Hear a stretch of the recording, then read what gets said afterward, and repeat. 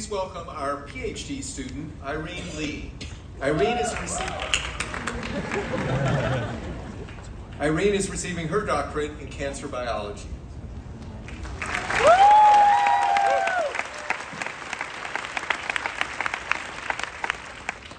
Thank you, Dean. And good afternoon, everyone.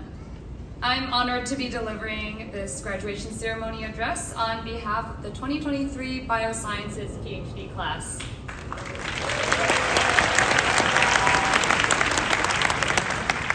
I want to begin by thanking my classmates for this honor.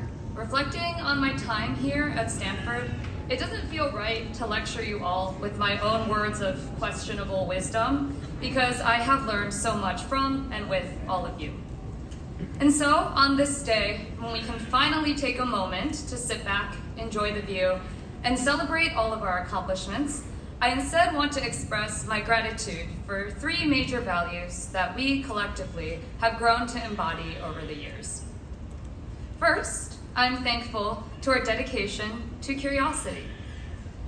There's an image that comes to mind when I think about this degree. If we imagine a circle, which represents the sum of all human knowledge, each of us starts as a dot at the center of this circle. And through our many years of hard work, we have expanded our knowledge outward. At its purest form, science is the process of devoting energy to satisfying our curiosity, and I hope that today we each remember our initial whys behind that devotion.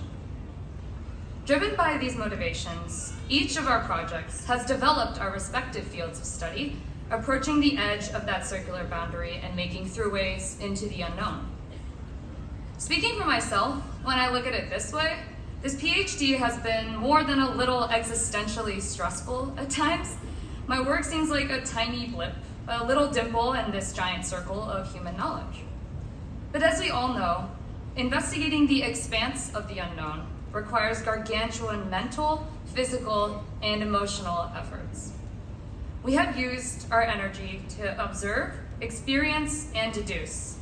And today, we can appreciate the immensity of what we've built and contributed to science. But in order to probe the unknown, we've also had to protect our energy in ways that align with our individual needs. Which brings me to my second point. I'm thankful for how each of us has done our PhD in our own way.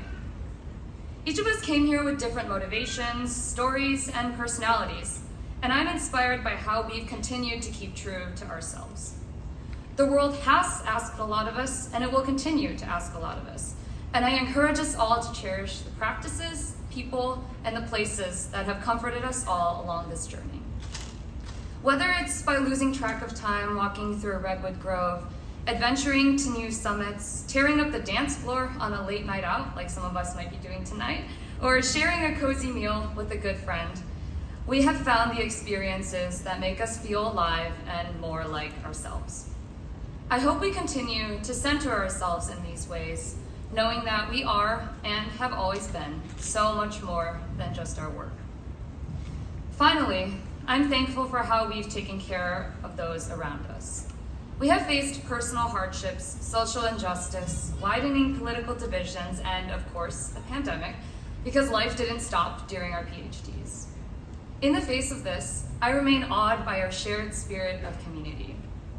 We have nurtured our relationships, providing one another with strength and kindness, and embracing the diversity in our backgrounds. We've mentored, taught courses, and in some cases, created entirely new curricula, and supported students and future scholars. We've given without expecting anything in return and advocated for those whose voices have been stifled. More importantly, we've shown compassion on difficult days and showed up for one another on joyful ones and have learned to have faith in our abilities. Wherever we go in our postgraduate lives, I hope that our capacity for care and community continues to expand. In closing, I'm deeply honored to have spent these years with all of you, learning how to be scientists and people in this rapidly changing world. I know it's tempting to focus on tomorrow and what's next for each of us, but I hope that today we feel empowered to slow down and take pride in what we have already achieved.